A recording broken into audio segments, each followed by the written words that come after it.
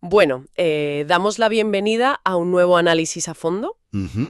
El objetivo de hoy es tomar un texto académico, a ver, de esos que a primera vista pueden parecer un poco áridos o extremadamente técnicos, y transformarlo en una ventana absolutamente fascinante para comprender el mundo físico que nos rodea. Claro, totalmente. En esta inmersión detallada, vamos a explorar unos apuntes universitarios titulados Procesos Industriales de Interés Educativo 3, desarrollados por el profesor Pedro Paredes Barragán para la Universidad Nebrija. Eso es. A través de estas páginas se revela la ingeniería invisible, o sea, esa fuerza motriz que se esconde detrás de prácticamente todo.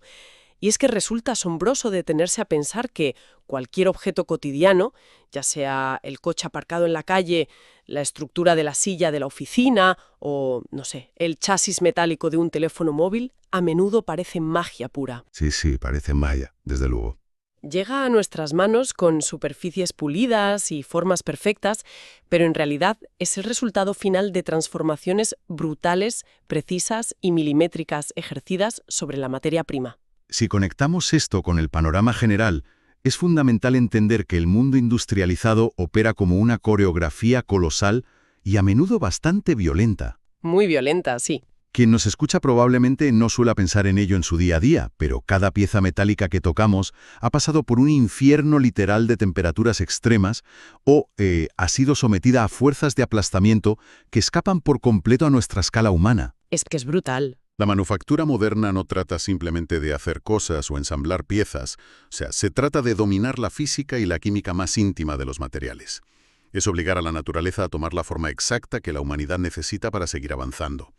Y este documento de la Universidad Nebrija nos ofrece precisamente el mapa detallado de cómo la industria logra esa dominación técnica sobre los metales. Vale, vamos a desgranar esto empezando por el escenario mismo donde ocurre toda esta creación, que son los sistemas productivos. Ujú. Antes de adentrarnos en metales fundidos, chispas o prensas gigantescas, hay que entender cómo se organiza el cerebro de una fábrica. El texto nos plantea un concepto muy útil, que es ver cualquier instalación industrial como una caja negra. Una metáfora perfecta. Tenemos unas materias primas que entran, lo que en ingeniería se llama el input, ocurren una serie de procesos ahí dentro y finalmente salen unos productos elaborados, el output. Exacto.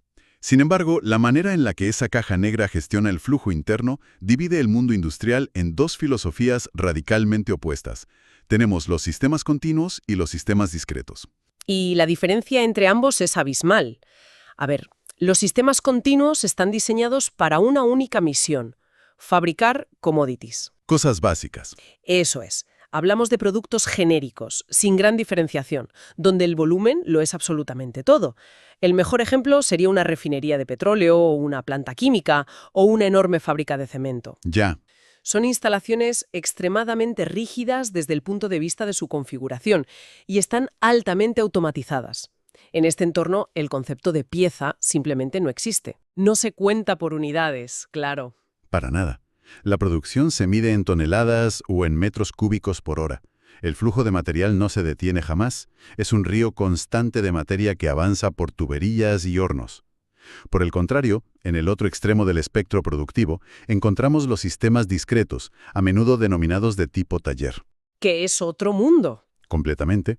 Aquí la mentalidad operativa cambia, porque la producción sí se contabiliza por unidades, por piezas individuales y tangibles. Claro, en un sistema discreto pasamos del río de toneladas a contar engranajes, carcasas o tornillos. Y el documento subraya que estos entornos tipo taller necesitan ser hiperflexibles. Totalmente. Están equipados con maquinaria universal, tornos, fresadoras, que pueden adaptarse rápidamente para hacer cosas muy distintas. En estos talleres, la ruta que sigue el material no es una línea recta inamovible, sino que puede cambiar completamente dependiendo del lote que se esté fabricando ese martes en concreto. Además, la intervención humana, la pericia del operario para ajustar la máquina, es muchísimo más significativa que en una planta de cemento. Es un contraste logístico enorme, desde luego. Pero lo interesante de los apuntes del profesor Paredes Barragán es cómo ilustran que, en la realidad industrial, los modelos rara vez son puros al 100%. A menudo convergen. Y el ejemplo paradigmático es la fabricación de automóviles. Es verdad. La cadena de montaje duloafóbica de coches representa un modelo híbrido fascinante. Por un lado, la línea avanza de forma continua, sin detenerse, recordando a ese flujo constante de las refinerías que comentábamos. Ujú.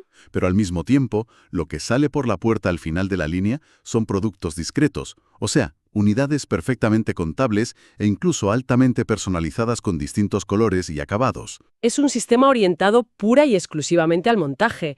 La fábrica de coches en realidad actúa como un director de orquesta que recibe infinidad de componentes ya terminados, como motores, asientos, faros, que provienen de sistemas discretos de decenas de proveedores distintos y los ensambla en ese flujo continuo. Una maravilla logística. Teniendo claro este inmenso rompecabezas logístico, podemos dar un paso más y adentrarnos en los procesos físicos reales.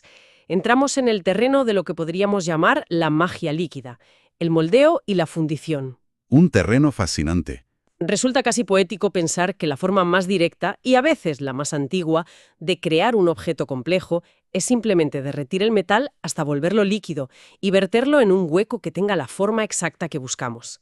Esa es la esencia pura del moldeo. Y el documento destaca que tiene unas ventajas logísticas y de diseño increíbles.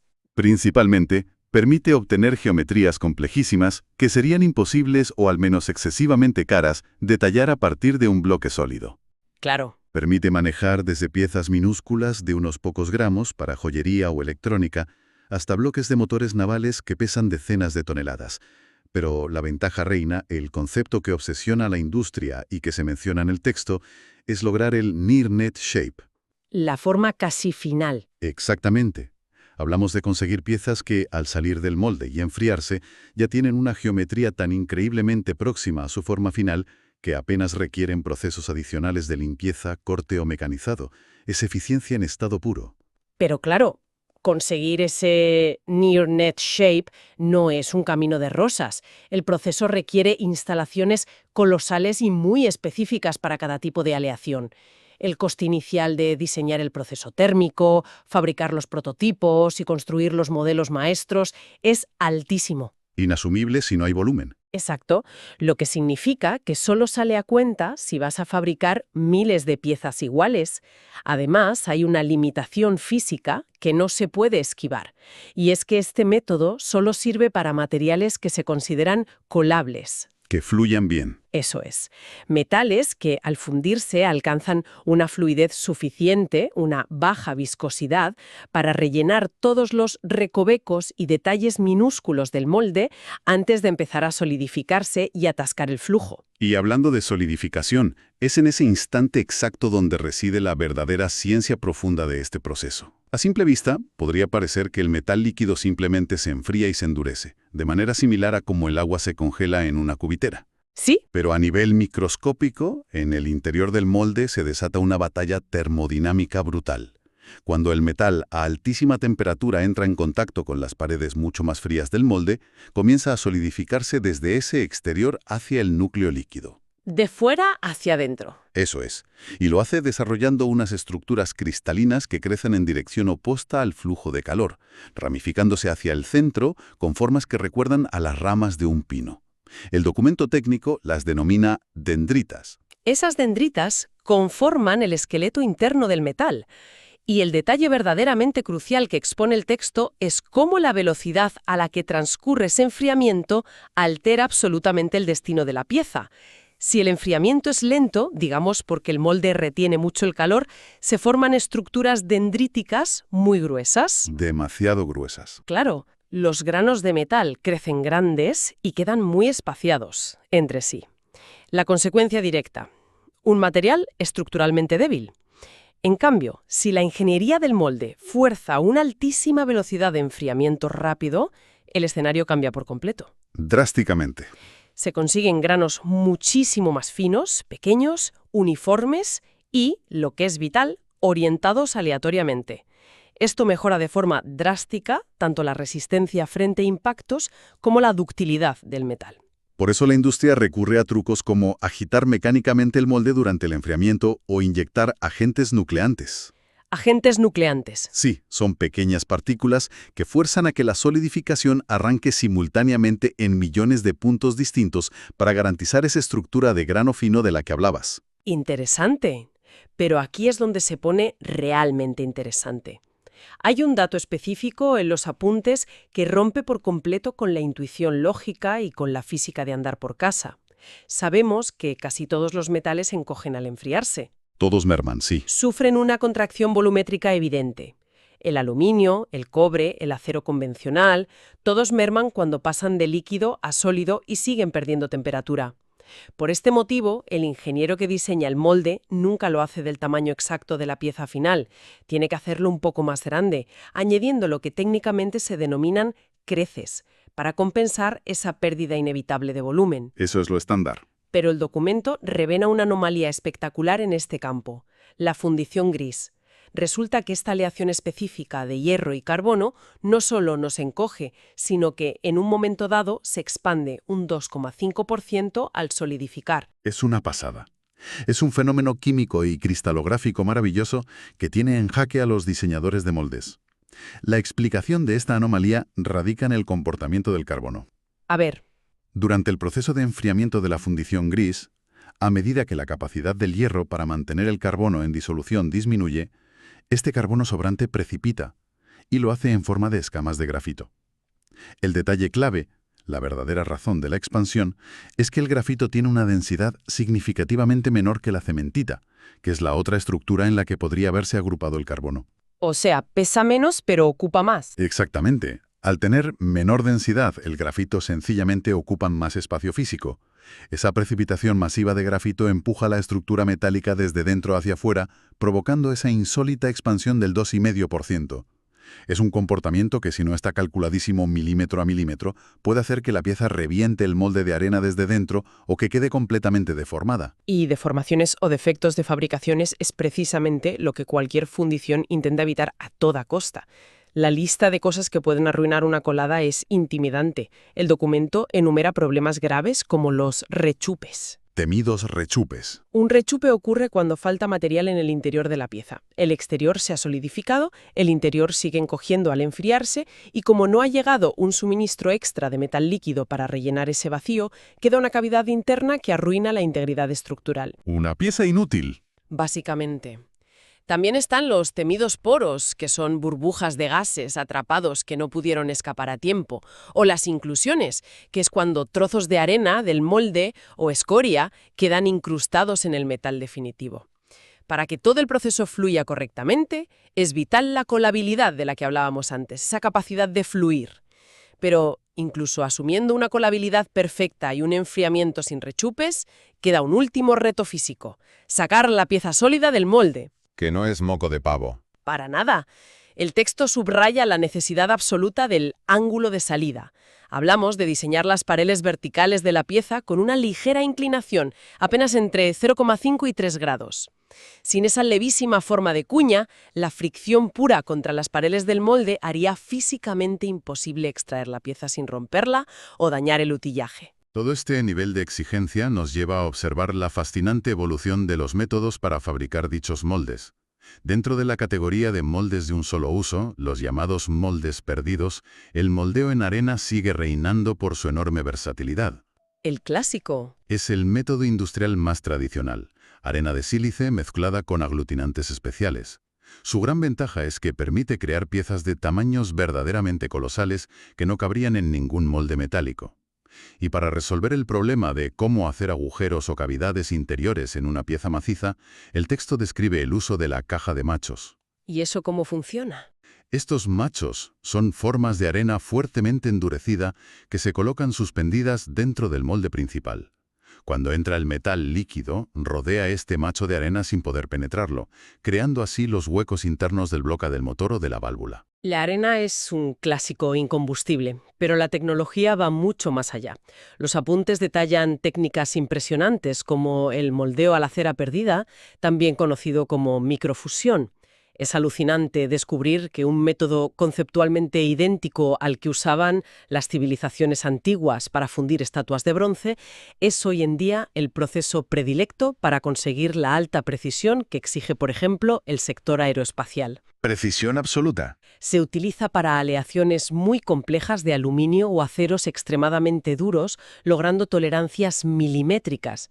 Luego, para el trabajo pesado de la industria automotriz, tenemos evoluciones como el moldeo en cáscara, o shell molding, y un método visualmente espectacular, el modelo consumible, conocido como Lost Foam. Ese es increíble. En este proceso no se usa cera, sino que se fabrica una réplica exacta de la pieza, digamos un bloque de motor de 4 cilindros, utilizando poliestireno expandido. Y aquí viene lo impactante. En lugar de extraer ese modelo del molde antes de la colada, el metal líquido a cientos de grados se vierte directamente encima de él. Directamente. El modelo de poliestireno literalmente se vaporiza, se desintegra en una fracción de segundo, mientras el aluminio líquido va ocupando exactamente el espacio que éste dejó. Es un nivel de ingenio termodinámico asombroso. Pero, por supuesto, para lograr cualquiera de estas hazañas de la magia líquida, se necesita una fuente de calor monstruosa. El documento dedica una atención especial a los hornos industriales. Para fundir hierro y lograr esa fundición gris, el protagonista histórico indiscutible es el cubilote. Que impone lo suyo. Es una instalación que impone respeto. Consiste en un enorme cilindro vertical que puede superar los 2 metros de diámetro y alcanzar alturas de varios pisos, revestido interiormente de ladrillos refractarios capaces de soportar el infierno. Por la parte superior se van arrojando, en capas sucesivas, toneladas de arrabio, chatarra de acero, carbón de coque y piedra caliza. ¿Y la caliza para qué? Se inyecta aire a alta presión desde la base, avivando una combustión que genera temperaturas de hasta 1500 grados centígrados. La piedra caliza no está ahí de adorno, cumple una función química vital, fluidificando la escoria, lo que permite que todas las impurezas se agrupen y se separen claramente del hierro fundido de alta pureza que se extrae por la parte inferior. Un auténtico volcán controlado y vertical. Aunque la industria moderna no se conforma solo con el fuego y el carbón. El texto también explora alternativas mucho más limpias y sofisticadas, destacando los hornos de inducción. Muy importantes hoy en día. Estos equipos prescinden por completo de los combustibles fósiles y de los gases de combustión asociados. En su lugar, recurren al electromagnetismo.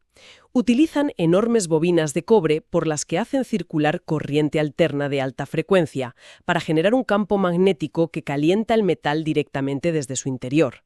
Al no haber fuego directo ni corrientes de aire abrasadoras, se evita la oxidación excesiva del metal y la contaminación por cenizas, algo que sí ocurre en el cubilote o en los hornos de reverbero tradicionales. Es la tecnología ideal cuando necesitas afinar la composición de una aleación de alto rendimiento hasta el último decimal. Sin lugar a dudas. Entonces, ¿qué significa todo esto cuando dejamos atrás la fundición y el metal ya se ha solidificado por completo? Pasamos de dominar la fluidez y la termodinámica de los líquidos a enfrentarnos a la pura fuerza bruta. Entramos de lleno en la sección del conformado por deformación plástica. Esos son palabras mayores. Básicamente, la industria toma un bloque macizo, una chapa o una barra de metal sólidamente frío, y lo somete a presiones tan extremas que lo obliga a cambiar de forma permanentemente sin llegar a derretirlo. Aquí el concepto central que gobierna todos los cálculos es el límite elástico del material, que en los esquemas técnicos se representa como SI. Todos los metales tienen una cierta capacidad de comportarse como un muelle. Si aplicas una fuerza moderada, la estructura cede un poco, pero en cuanto retiras esa carga, el metal recupera su forma original intacta. Eso es la deformación elástica. Exacto. Sin embargo, en el conformado industrial, el objetivo primordial es aplicar una cantidad de energía tan descomunal, presionar con tanta brutalidad que se supere ese límite elástico de no retorno. Una vez cruzada la frontera del J, la red cristalina del metal resbala internamente y la modificación geométrica ya es permanente. Pero el metal desde luego no se rinde sin presentar batalla. En absoluto. La resistencia que opone es formidable. Y aquí es donde el documento describe uno de los fenómenos más desafiantes del conformado metálico, la acritud. La acritud, ¿sí? Resulta que cada vez que fuerzas a un metal a deformarse más allá de su límite elástico, su estructura cristalográfica interna se altera profundamente. Los cristales se aplastan y se traban entre sí. Como consecuencia, el metal se vuelve significativamente más duro y más frágil, y su nuevo límite elástico sube de nivel. Se hace más resistente. Es decir, la segunda vez que intentes doblar o estirar esa misma zona, te va a exigir muchísima más fuerza que la primera. Y si la maquinaria sigue deformándolo sin piedad, la acritud se acumula hasta un punto crítico en el que el material ya no puede fluir plásticamente. Sencillamente se agrieta y se rompe catastróficamente. Un desastre para la producción. Para evitar destruir la producción, las fábricas tienen que detener el proceso e intercalar lo que se conoce como un recocido intermedio. Esto implica coger la pieza a medio terminar, meterla de nuevo en un horno para aplicar un calor controlado que relaje las tensiones de su estructura cristalina y rebajar así esa dureza acumulada antes de poder darle el siguiente golpe de prensa. Es un proceso logísticamente complejo. Y esa resistencia pertinaz del material a ser modificado tiene un efecto secundario asombroso que se detalla en los apuntes: la generación masiva de calor por pura fricción interna. Calor autogenerado. Eso es. La energía mecánica necesaria para obligar a un bloque de metal sólido a cambiar de forma es tan colosal, y la fricción microscópica entre los cristales del propio material al verse forzados a reordenarse es tan intensa que el metal se calienta drásticamente por sí solo. El texto señala un ejemplo abrumador. Al someter un acero de bajo carbono a una deformación severa hasta alcanzar su límite de acritud crítica, la temperatura del bloque puede elevarse repentinamente hasta los 280 grados centígrados. ¡Madre mía! Sin haberle aplicado ninguna fuente de calor externa, todo provocado únicamente por el rozamiento a nivel atómico. Por este motivo es absolutamente innegociable el uso de torrentes de fluidos lubricantes y sistemas de refrigeración por agua directamente proyectados sobre el material y las matrices. Sin esa refrigeración, el calor generado destruiría las carísimas herramientas de acero templado en cuestión de minutos. Entender el calor y la fuerza titánica involucrada nos lleva directamente a analizar la maquinaria diseñada para doblegar la materia. Empezando por la laminación, que es el proceso fundamental para producir millones de kilómetros de chapas y perfiles. Consiste en forzar el paso de enormes tochos de metal, a menudo incandescentes, a través del estrecho hueco entre dos rodillos cilíndricos gigantescos.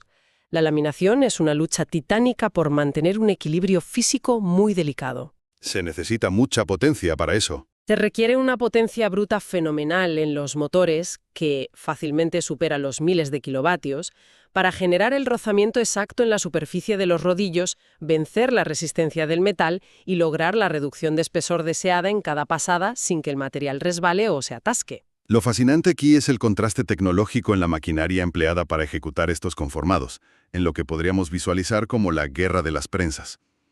El documento clasifica estas bestias industriales en dos grandes familias según su principio de accionamiento: las prensas mecánicas y las prensas hidráulicas. Las mecánicas son las rápidas, ¿no? Son las velocistas del taller. Funcionan mediante un robusto sistema de biela a manivela que extrae su fuerza de la energía cinética acumulada en un pesado volante de inercia que gira a gran velocidad. Son máquinas diseñadas para ser muy rápidas, de una construcción relativamente sencilla, y su especialidad es descargar un golpe de fuerza brutal y fulminante, típicamente en operaciones de un solo efecto como el corte o el troquelado rápido. Pero claro, cuando necesitas algo más que un simple golpe violento, entran en juego las prensas hidráulicas, que son un universo aparte. Estas máquinas confían en un complejo circuito de fluidos, aceites a altísima presión impulsados por bombas hacia cilindros gigantes que mueven la corredera. Su principal desventaja es que son muchísimo más costosas, lentas y mecánicamente más complejas de mantener. ¿Tienen otras ventajas? Sin embargo, ofrecen ventajas tácticas insustituibles para ciertos procesos. Poseen una capacidad de trabajo constante, no dan un golpe que pierde fuerza al avanzar, sino que mantienen la misma presión demoledora a lo largo de todo el recorrido del pistón. Permiten un control milimétrico de la velocidad, pueden configurarse fácilmente para operaciones de doble efecto y su fuerza es regulable. Esa capacidad de empuje sostenido e imparable es vital para los procesos volumétricos más extremos que menciona el profesor Paredes Barragán, como la forja en estampa y la extrusión. La extrusión es de hecho uno de los procesos más singulares y exigentes. Obliga a forzar un bloque macizo de metal a través del orificio perfilado de una matriz, para que emerja por el otro lado transformado en una barra continua con esa misma sección transversal geométrica. ¿Como una churrera gigante? Parecido. El nivel de presión hidrostática que se requiere en la cámara es formidable. Y cuando se trata de extruir aleaciones extremadamente duras o aceros de alta resistencia, el proceso debe realizarse en caliente, calentando el tocho a temperaturas vertiginosas que rondan los 1260 grados centígrados para ablandarlo. El reto aquí es que, a 1260 grados, cualquier aceite lubricante convencional ardería y se volatilizaría en el acto. Por eso, el texto revela una solución de ingeniería extraordinaria. Se emplea polvo de vidrio como lubricante. Cristal molido. A esa temperatura extrema, el polvo de vidrio se funde, creando una película viscosa que protege la matriz y permite el deslizamiento del acero incandescente. Usar polvo de vidrio porque el metal está demasiado caliente para el aceite es el tipo de detalle que demuestra lo extrema que es la realidad industrial. Para visualizar la extrusión de una forma más mundana, podríamos compararla con presionar un tubo de pasta de dientes para que salga un cordón uniforme, pero cambiando la pasta por una barra de aluminio sólido o acero a 1200 grados y la mano por una prensa hidráulica de miles de toneladas. Es sobrecogedor. Una imagen potente. Y tras dominar estos bloques macizos, el documento da un giro hacia algo que podríamos denominar el delicado arte de la chapa. El texto explica que la chapa metálica plana es el material de partida ideal desde el punto de vista logístico. Es increíblemente fácil de almacenar y transportar enrollada en enormes bobinas. Y lo mejor es que a partir de esa simple lámina plana se pueden conformar infinitas piezas distintas, desde el capó de un vehículo hasta el tambor de una lavadora, combinando procesos de corte, punzonado y embutición. Precisamente, la embutición, conocida internacionalmente como deep drawing, representa uno de los desafíos técnicos más hermosos e implacables de la ingeniería mecánica. El proceso consiste en estirar una chapa plana de metal mediante el empuje de un punzón, forzándola a hundirse dentro de la cavidad de una matriz para crear un recipiente tridimensional hueco y sin costuras. Como una lata de refresco. Es tan compleja que sería geométricamente imposible volver a desplegarla para obtener un plano perfecto sin que sobre o falte material. El gran obstáculo de la embutición es que obligar a una chapa plana a transformarse en un cilindro profundo genera unas tensiones de estiramiento y compresión críticas en el material. ¿Se puede romper? Existe un límite físico inquebrantable que dicta hasta dónde se puede estirar la red cristalina antes de que se desgarre, conocido como la relación de embutición máxima. Una regla de oro de la industria que destacan los apuntes es que resulta físicamente imposible embutir una pieza cilíndrica cuya profundidad sea mayor que su propio radio, en un único golpe de prensa. Si el diseño exige más profundidad, hay que hacerlo en varias etapas sucesivas, aplicando recocidos intermedios para aliviar la acritud. Y para terminar el recorrido por el conformado de chapa, tenemos el plegado. A primera vista, parece la operación más inocente de todas. Simplemente presionar la chapa contra una matriz en forma de V usando una prensa plegadora de control numérico para doblarla. Parece fácil. Sin embargo, el reto técnico constante que se subraya en el texto tiene que ver con la llamada recuperación elástica o spring back. Como detallábamos antes al hablar del límite elástico, el metal nunca pierde del todo su memoria elástica. Siempre hay un pequeño porcentaje de la estructura que intenta rebotar a su forma original una vez que cesa la presión. Por lo tanto, si un diseño requiere doblar una chapa exactamente a 90 grados, el operario de la plegadora no puede simplemente empujar el punzón hasta los 90 grados. Tiene que obligar al material a ir un poco más allá, forzándolo, por ejemplo, hasta los 88 grados. Para que al rebotar se quede en 90. Exactamente.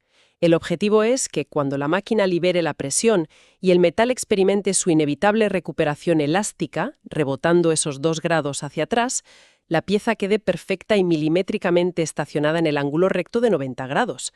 Es un cálculo puro y constante del comportamiento físico del material.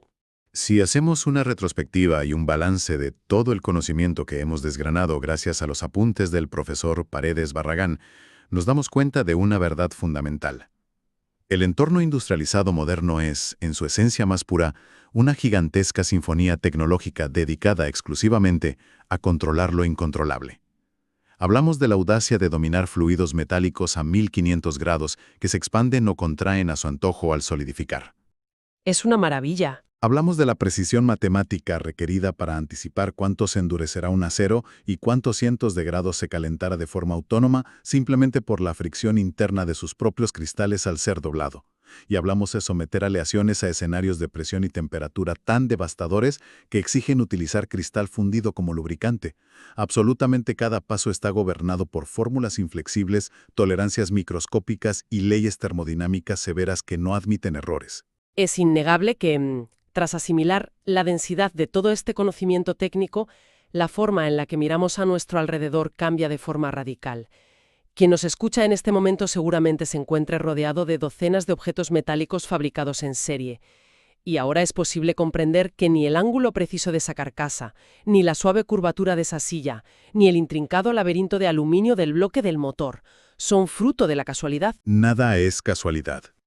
Cada milímetro ha sido calculado de forma meticulosa, previendo la contracción volumétrica de la fundición, compensando la acritud del metal y neutralizando la recuperación elástica de la chapa. Todo lo fabricado es el resultado de una danza muy calculada entre el conocimiento profundo de la ciencia de materiales y la aplicación de una fuerza bruta descomunal. Todo este recorrido plantea una pregunta importante, un pensamiento provocador para cerrar nuestra inmersión de hoy. A lo largo del análisis del documento, hemos observado una obsesión recurrente de la industria manufacturera por alcanzar siempre ese ansiado Near Net Shape. La pieza fundida o forjada con un nivel de perfección tan absoluto, desde el segundo cero, que haga innecesario el lento y costoso proceso de mecanizado y arranque de viruta posterior. Y hoy sabemos, gracias al texto, que procesos milenarios como la microfusión a la cera perdida han evolucionado hasta cumplir con las estrictas tolerancias de la tecnología aeroespacial actual. Increíble. Cabe preguntarse entonces hacia dónde nos dirigimos. Llegará un punto en la evolución de la ingeniería en el que nuestro control termodinámico sobre la solidificación, sobre la nucleación exacta y la formación microscópica de cada dendrita sea tan atómicamente perfecto que la industria abandone por completo la necesidad de mecanizar y cortar el metal sólido? Sería un cambio de paradigma total. ¿Llegaremos a ver un futuro donde se puedan imprimir estructuralmente las aleaciones más resistentes directamente desde su estado líquido, sin generar un solo gramo de desperdicio? Quizá, algún día, esta perfección haga que las colosales prensas hidráulicas, los trenes de laminación de miles de kilovatios y los ruidosos tornos que hoy nos parecen el pináculo de la industria sean vistos como herramientas arcaicas de una edad de piedra metálica. Queda esa reflexión flotando en el aire. Una frontera tecnológica apasionante, que sin la menor duda redefinirá constantemente lo que consideramos posible a la hora de crear los objetos que construyen nuestro presente y futuro. Agradecemos enormemente la compañía en este extenso y profundo viaje de descubrimiento a través de los cimientos invisibles de los procesos industriales. Invitamos a nuestra audiencia a seguir observando el entorno con una mirada renovada, siempre alerta y manteniendo la curiosidad intacta frente a las maravillas cotidianas. Hasta el próximo análisis a fondo.